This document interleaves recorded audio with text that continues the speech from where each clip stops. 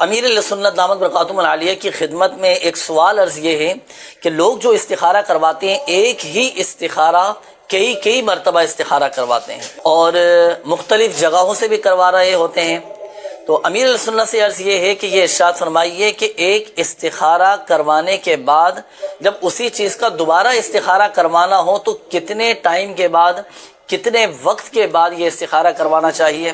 کیونکہ بعض اوقات لوگوں کو دیکھا گیا ہے کہ وہ 2-4 جگہوں سے استخارے کروا لیے اور بعض اوقات جوابات مختلف آ جاتے ہیں، اشارے مختلف مل جاتے ہیں، تو اب ایسی صورت میں استخارے کے کس جواب پر عمل کیا جائے؟ اور یہ بھی ارشاد فرما دیجیے گا کہ استخارہ کتنی مرتبہ کروانا چاہیے، ایک دفعہ کروائیں یا بار بار استخارے کروانے چاہیے؟ اب بعض لوگ ہوتے ہیں مطلب ان کو چین نہیں پڑتا، میں یوں مسکراتا ہوں، اس کا واسطہ مجھے بھی پڑتا ہے. جیسے کہ بعض کیا اپنا جو کوئی مسئلہ ہوتا ہے تو ان کے ذریعے بھیجیں گے صوتی پیغام، اس کے ذریعے بھیجیں گے، اب بھی یار انسان اس جواب دے گا، اس کے ذریعے بھیجیں گے.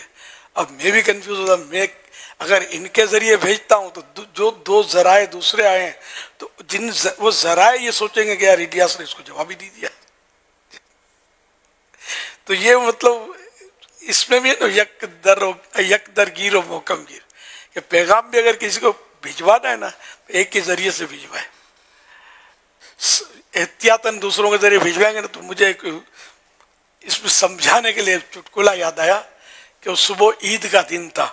اب وہ جو امام صاحب نے یا خطیب صاحب جنہوں نے عید پڑھانی تھی انہوں نے جو نیا لباس سلوایا تھا نا تو وہ رات کو سل کر تو آ گیا، لیکن وہ اس کا جو پائچے جو تھے نا ٹخنے سے نیچے تھے.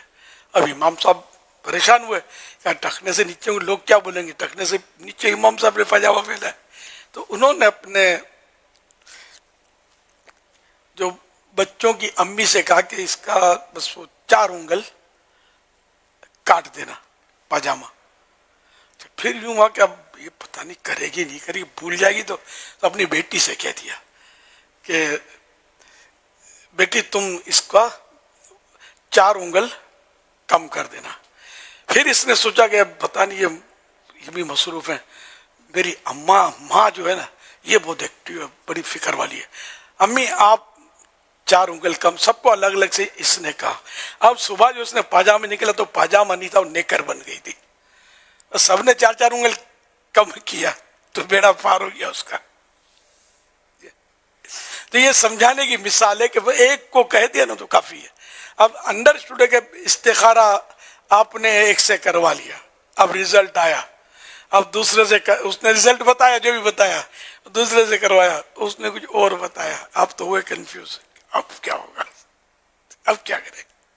اب ایک نے بتایا کہ اثرات ہیں، دوسرے سے استخارہ اس نے کہا نظر ہے، اور تیسرے سے استخارہ کر رہا اس نے کہا بیماری ہے. اب آپ تو گئے نا کام سے کہ عمل کس پر کریں، تو اپنے اوپر کیوں مصیبت لیتے ہیں یار. یک در گیر و محکم گیر، تو ایک دروازہ پکڑ لیں، جو آپ کے نصیب جو ایک سے کرا تو اس پر عمل کریں. ذریعے یقینی علم تو حاصل ہوتا ہی نہیں ہے، یہ ہوتا ظنی ہے. تو استخارہ کرانا چاہیے، مطلب حدیثوں میں بھی اس کے مطلب یعنی کہ ترغیب موجود ہے، لیکن ویسے ہی عرض کر دوں کہ یہ وہ ذریعہ نہیں ہے جس سے یقینی طور پر غیب کی بات معلوم پڑ جائے. یہ ایک مشورہ ہے، سمجھے اس طرح کا. اور اللہ تعالیٰ سے بھلائی چاہنا، استخارہ کرنا. اب یہ حدیثوں کے استخارے تو عام طور پہ عاملین کرتے نہیں ہیں، یہ اپنے حساب سے کئی طریقے رائج ہیں، وہ چل رہے ہوتے ہیں. تو اس لیے وہ ایک ہی طرح کریں. اور پھر یہ کہ کچھ عرصے کے بعد دوبارہ کروانا، یہ بھی مطلب سے وہ استخارے مفت ہوتے ہیں نا، اس لیے کرواتے ہیں، اس سے پکڑا اس سے پکڑا. جس دن یہ بابا جیوں نے سب نے چارج کا بورڈ لگا دیا نا تو اس دن نکاح پڑھانے کا چارج کتنا، اب تو 5-10 ہزار روپے ہوتا ہوگا، تو 2-3 جنوں سے اس نکاح کوئی نہیں پڑھوائے گا، ایک ہی سے پڑھوائے گا. ارے یارو کو بھول ہو گئی ہوئی تو قاضی صاحب سے پتہ نہیں، نکاح ہے نا بہت بڑا کام ہے، نکاح اور حرام حلال بڑے مسئلے ہیں، چلو یار اس سے پڑھا لیتے ہیں. تو مفت ہوتا تو شاید یہ بھی لائن لگا دیتے. تو اس لیے استخارہ بھی ایک سے کروانا یہی مفید ہے. ڈاکٹر بھی ایک ہی ہو جس سے علاج کروائیں کہ ڈاکٹر کو ہماری طبیعت پتہ چلے کون سی دوا چلتی ہے کون سی نہیں چلتی. بابا جی بھی ایک ہی ہو کہ اس کو ہماری کیفیات پتہ ہوتی ہیں کہ ہمارے کو کوئی تکلیف بھی ہوتی ہے یا ہم وہم کے مارے دوڑے پھرتے ہیں. کئی لوگ وہم ہی ہوتے ہیں, ان کو کچھ بھی نہیں ہوتا. ان کا علاج اپنے ہاتھ میں ہوتا ہے کہ اپنے ذہن سے اس خیال کو جھٹک دیں کہ مجھے فلاں چیز ہے. That's all. اسے علاج ہو گیا, تعویذ بھی ہو گیا, دم بھی ہو گیا, درود بھی ہو گیا, دھاگا ہو گیا, اس کا سب کام ہو گیا. لیکن مارے پھرتے ہیں تو کوئی کچھ دے گا, کوئی کچھ دے گا, کوئی کچھ دے گا, اور کام خراب. آپ کو یاد ہوگا ایک پڑھے لکھے اور کاروباری شخص, ان کی پوزیشن ہو گئی تھی آؤٹ, اور جیسا لگا تھا جیسے کہ نیم پاگل جیسا آدمی ہو جاتا ہے, نیند نہیں آ رہی تھی, سو نہیں رہے تھے, بہت پوزیشن تھی. تو کسی کے پاس پہنچے تھے تو انہوں نے کہہ دیا جادو ہے وغیرہ وغیرہ کر کے. تو ان کے ساتھ جو ساتھی تھے تو انہوں نے کہا یار حضرت صاحب سے بات کرا دو, یار حضرت صاحب سے کرا دو, وہ آپ کے ہیں مرید. تو پیر کالونی میں آپ کا مکان تھا, تو میں باقاعدہ انہیں لے آیا تھا آپ کے پاس. سیڑھی اوپر گیٹ کے باہر میں ان کی کیفیت دیکھ رہا تھا, گیٹ کے باہر جو ان کی کیفیت ہے, آپ کا گیٹ بند تھا اوپر فلور پہ چڑھنے کے بعد سیڑھی پر, تو ان کی کیفیت ایسی تھی کہ مجھے بھی لگا, میں نے کہا یار یہ اچھا خاصا بھلا بھالا آدمی, یہ مطلب کہ اس کی حرکتیں, تو میرے کو بھی بڑی عجیب ہوا تھا. خیر آپ ماشاءاللہ گیٹ سے باہر تشریف لائے اور ان کو دیکھا, اور آپ کو بھی تھوڑی حیرت تو ہوئی. شاید 1 یا 2 منٹ لگے ہوں گے. آپ نے کہا کہ اس کے ساتھیوں کا کہ اس کو ڈاکٹر کے پاس لے جاؤ, اس کو نیند کا انجیکشن لگاؤ اور اس کو ایک لمبی نیند سلا دو, یہ صحیح ہو جائے گا. اور وہ بھی آپ کو دیکھ کر حیران تھا کہ یار یہ اتنا بڑا کیس ہے اور یہ سلانے کی باتیں کر رہے ہیں. تو ایسا ہی ہوا, نیند کا انجیکشن دیا, کیونکہ انہوں نے وہ جو 2-4 دن تک ان کی ایسی ایکسرسائز رہی تھی کہ ان کو نیند نہیں آئی تھی, وہ نیند سو نہیں پا رہے تھے.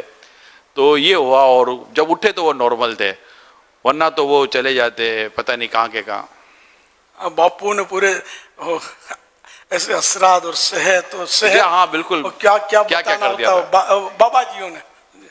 تو بعد اوقات یہ ایسا بھی ہوتا ہے, وہ اصل مجھے یاد ہے واقعہ, یہ شاید ان کا کوئی الیکشن کمپین میں حصہ لیا تھا اپنی برادری کے. جی ہاں وہی تھا. اس میں بڑے ان کی تھکن, اور یہ خود کینڈیڈیٹ بھی تھے, جیتے بھی تھے, اور جیتے ہارے یاد نہیں ہے مجھے, جیتے تو جیتنے کے بعد ہی حالت ہوئی, لیکن وہ تھکن بہت تھی ان کو. تو انہوں نے کہا یار یہ سویا نہیں ہے بندہ, سمجھے, تو اس کا جن بھاگے گا انجیکشن سے.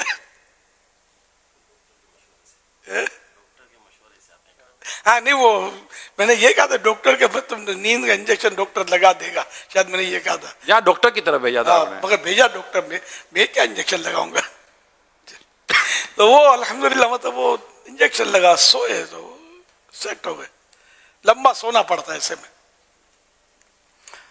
صلو علی الحبیب صلی اللہ علیہ علی محمد.